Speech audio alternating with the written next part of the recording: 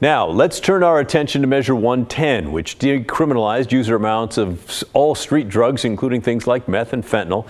Many of you, I know, think 110 is a complete failure. It needs to either be repealed completely or at least changed in a way to recriminalize possession of hard drugs. And you're not alone.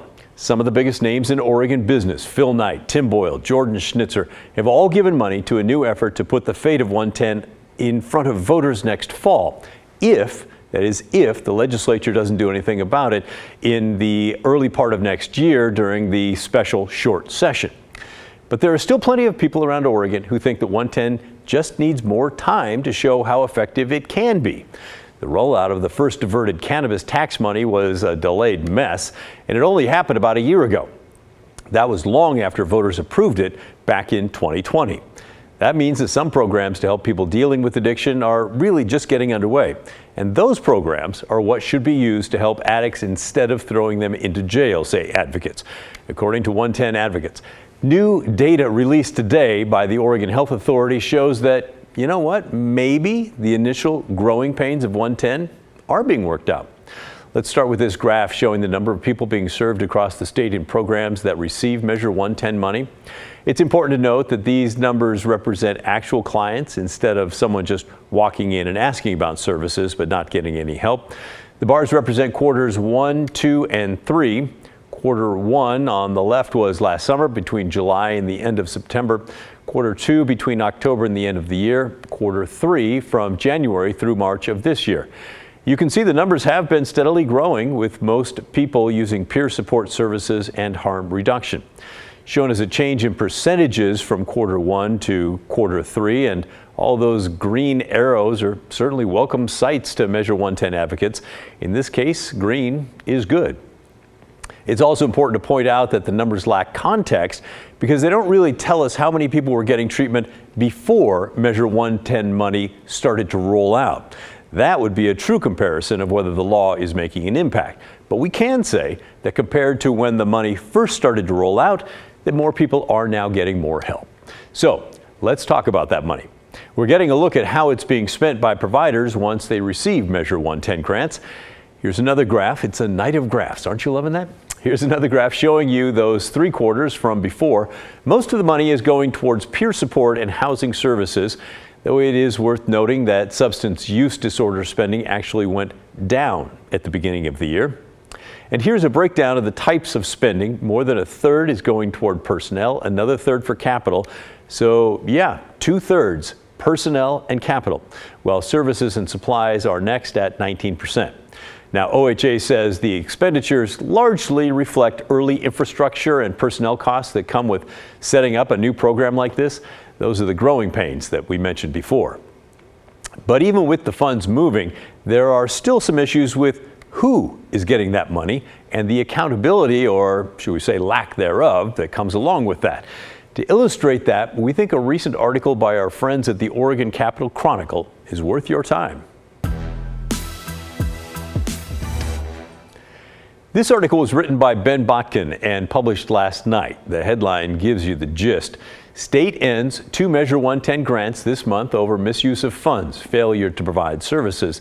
The Oregon Health Authority was alerted to problems by former employee complaints, not from its own oversight. Since Measure 110 money started going out last year, more than $260 million has gone to more than 230 programs across the state. That is a lot of money. And as the drama over Measure 110 heats up, there are all kinds of stories to be told. Well, really, there's been a lot of increasing attention focused on Measure 110 lately, just in terms of drug addiction and concern about that and concern about the role Measure 110 plays. So as part of my reporting, I really wanted to dig deeper into Measure 110 and how that program's doing. And really finding it was very easy. It was really just a matter of looking at meeting agendas, seeing that it was on the Oversight Council's agenda, and then requesting records and further documentation to get more details. Good, straightforward reporting. Well done, sir. Botkin's reporting shows that not every group that's getting 110 money is using it the way that they should be. And that includes $1.2 million given to two programs, one in Portland, the other in Ontario in Malheur County. Those providers, as they are called, have to submit quarterly reports about their spending and how many people they're serving.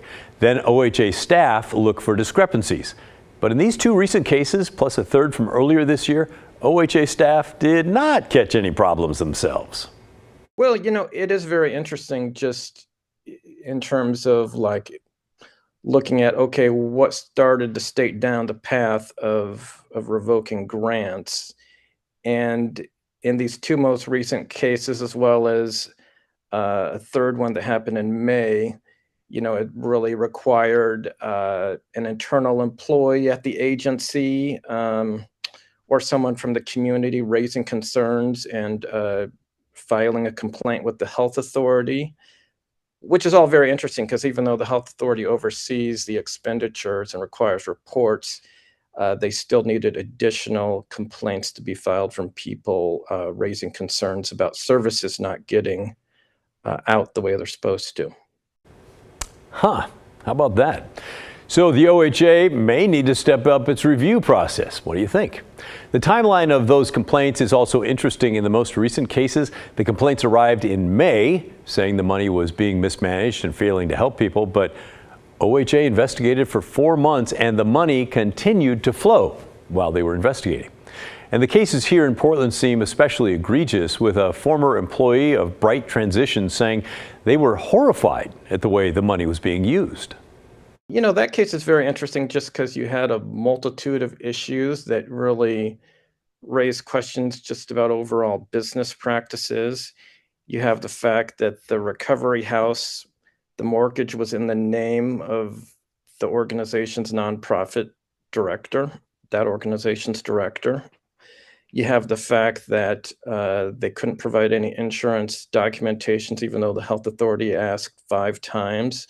So really, there were certainly a combination of things that are definitely red flags and really made that particular case stand out. Yeah, sounds like huge red flags.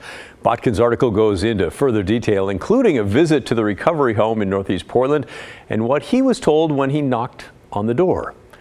You can read it all about that, as well as why a faith-based provider in Eastern Oregon had its grant yanked as well. Just head to OregonCapitalChronicle.com. It's a great organization, lots of great reporting done there. I read them almost every day. Keeping on the Measure 110 beat for a moment, a new study commissioned by the CDC shows no link between the decriminalization of hard drugs and a decrease or an increase in that case in fatal overdoses. Let's explain that. The study was published today in a peer-reviewed medical journal called JAMA Psychiatry. The idea behind it is to test the theory that decriminalizing hard drugs could reduce fatal overdoses by encouraging people to call for help, since they would be no longer facing criminal consequences.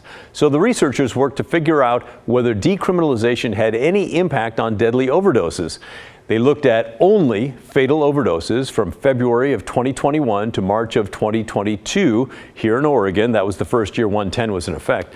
And then they compared those numbers with fatal overdoses in states where possession of hard drugs is still illegal. So pretty much every other one. And they found that even though overdoses were up in Oregon, they were also up in several other states as well, likely because of the cheap, deadly fentanyl. The authors wrote, the findings of this study suggest that legal changes to remove or decrease criminal penalties for drug possession are not associated with the fatal drug overdose rate 1 year post-implementation. Further research is needed to examine the medium and long-term consequences of these legal changes. Perhaps there are consequences still to come because of Measure 110 if it stays the way it is now, but as the saying goes, time will tell.